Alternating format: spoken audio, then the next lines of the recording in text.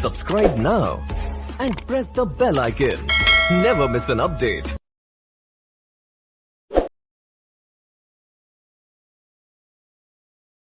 आनुवांशिक विभिन्नताओं का मुख्य कारण होता है, तो इसका मुख्य कारण होता है क्रॉसिंग ओवर। यानी कि जो आनुवांशिक विभिन्नताएं पाई जाती हैं, इसका सबसे इम्पोर्टेंट कारण जो होता है वह होता है क्रॉसिंग ओवर।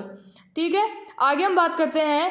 जब जीन नज़दीक होते हैं तो विनिमय की जो प्रतिशतता होती है वह कम होती है, लेकिन जब जीन दूर दूर स्थित होते हैं तो क्रॉसिंग ओवर जो होता है वह बढ़ता है। यानी कि जब जीन नज़दीक रहेंगे तो क्रॉसिंग ओवर कम होगा, और अगर जीन दूर दूर होंगे तो क्रॉसिंग ओवर ज़्यादा होगा। ठीक है स्टूडेंट्स, आगे हम बात करते हैं कि जो समजात क्रोमोसोम्स के अपने क्रोमेटिड के मध्य जीन का आदान प्रदान क्या कहलाता है, तो यह क्या कहलाता है, यह क्रॉसिंग ओवर कहलाता है। यानी कि जब समान गुणसूत्र होते हैं तो समान गुणसूत्रों के अंदर उनकी जो क्रोमेटिड होती है और उन क्रोमेटिड के मध्य जो जीनों का जो आदान प्रदान होता है, यानी कि एक्सचेंज ऑफ जीन्स क्या कहलाता है, आपका क्रॉसिंग ओवर कहलाता है। ठीक है स्टूडेंट्स, आगे हम बात करते हैं कि जीन विनिमय कौन सी स्टेज में होता है।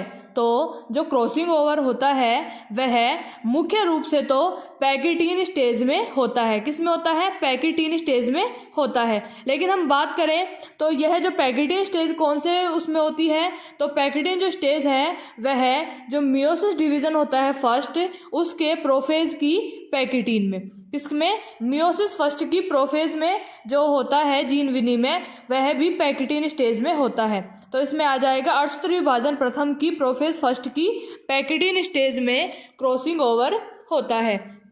आगे हम बात करते हैं काइज़्मा को सर्वप्रथम प्रेक्षित किया था। तो जो काइज़्मा है उसको सर्वप्रथम जे.सी. नामक वैज्ञानिक ने प्रेक्षित किया था, यानी कि पहचाना था। ठीक है स्टूडेंट्स, आगे हम बात करते हैं नर ड्रोसोफिला में क्रॉसिंग ओवर नहीं होता है। जैसा कि मैंने आपको पहले ही बताया, यह बहुत ही दुर्लभ होता है। यह तो मॉर्गन व कास्टल जो पुणे वैज्ञानिक थे, इनकी थोड़ी सी यह तो एक संयोग ही था कि जिस दौरान जब अनुसंधान कर रहे थे तो उस दौरान जो ड्रोसोफिला है उसके अंदर क्रॉसिंग ओवर हो गया, अन्यथा क्रॉसिंग ओवर ड्रोसोफिला में नहीं होता है। ठीक है स्टूडेंट्स, आगे हम बात करते हैं क्रॉसिंग ओवर की जो आवृत्ति है वह किस कारण से बढ़ती है। तो जो क्रॉसिंग ओवर की जो आवृत्ति है वह हाई टेम्परेचर से बढ़ती है, लो टेम्परेचर से बढ़ती है, और एक्सरे के द्वारा या रेडिएशन के द्वारा भी बढ़ती है। ठीक है स्टूडेंट्स, आगे हम बात करते हैं किसी भी जीन का आकस्मिक परिवर्तन जो वंशागत हो तथा अचानक हो कहते हैं। तो इसका आंसर है म्यूटेशन, यानी कि उत्परिवर्तन। जिसे हम हमारी भाषा में कह सकते हैं कि किसी भी जीन में होने वाला अचानक परिवर्तन जो वंशागत हो उसे म्यूटेशन कहते हैं। आगे हम बात करते हैं जो म्यूटेशन शब्द का उपयोग सर्वप्रथम किसने किया था। तो उत्परिवर्तन शब्द का जो प्रयोग है वह ह्यूगो डी वेरीज नामक वैज्ञानिक ने 1900 में किया था। आगे हम बात करते हैं कि म्यूटेशन जो होता है वह सोमेटिक सेल्स जो होती हैं उनमें वंशागत नहीं होता है। सोमेटिक सेल्स का मतलब होती हैं दैहिक कोशिकाएं। फिर आगे हम बात करते हैं जो म्यूटेशन होता है वह जो जर्मिनल सेल्स होती हैं उसके अंदर वंशागत होता है। किसमें होता है, जर्मिनल सेल में वंशागत होता है। आगे हम बात करते हैं कि जो ये उत्परिवर्तन है वह 1 मिलियन यानी कि 1 लाख में से किसी एक जीन में होता है। म्यूटेशन कौन से जीनों में होता है, 1 लाख जीन में से किसी एक जीन में होता है उत्परिवर्तन। ठीक है स्टूडेंट्स, आगे हम बात करते हैं जो म्यूटेशन होता है वह प्रभावी भी हो सकता है और अप्रभावी भी हो सकता है। उसी के आधार पर यह जो म्यूटेशन होता है वह प्रभावी व अप्रभावी दोनों प्रकारों के जीन में भी हो सकता है। ठीक है स्टूडेंट्स, आगे हम बात करते हैं कि जब म्यूटेशन अप्रभावी जीन का होता है, यानी कि जब अप्रभावी जीन में उत्परिवर्तन का असर दिखाई देता है तो यह घातक होता है। यानी कि जब अप्रभावी जीन के अंदर उत्परिवर्तन होगा और जब वह उत्परिवर्तन असर दिखाता है तो वह जो उत्परिवर्तन होगा वह बहुत ही घातक होगा। यानी कि घातक का मतलब यही हो सकता है कि मनुष्य की मृत्यु भी हो सकती है या उसे कोई ऐसी भयंकर बीमारी हो सकती है। ठीक है स्टूडेंट्स, आगे हम बात करते हैं कि जो म्यूटेशन होता है एक समय पर सिर्फ एक जीन में ही होता है। जो म्यूटेशन होता है वह एक समय पर एक जीन में ही होता है।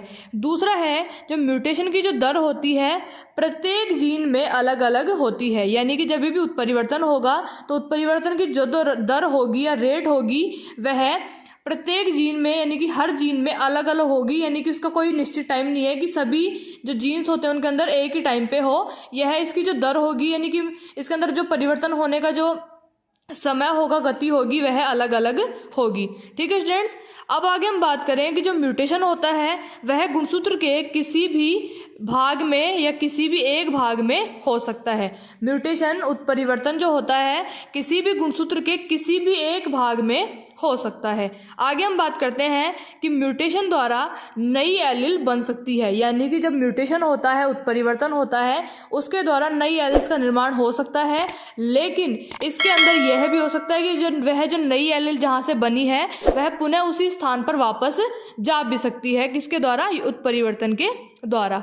आगे हम बात करें जो म्यूटेशन होता है यानी कि उत्परिवर्तन होता है वह कोशिका विभाजन के किसी भी स्टेज में हो सकता है, यानी कि जो म्यूटेशन होता है वह सेल डिवीजन जब होती है यानी कि जब कोशिका का विभाजन होता है उसकी किसी भी स्टेज में हो सकता है।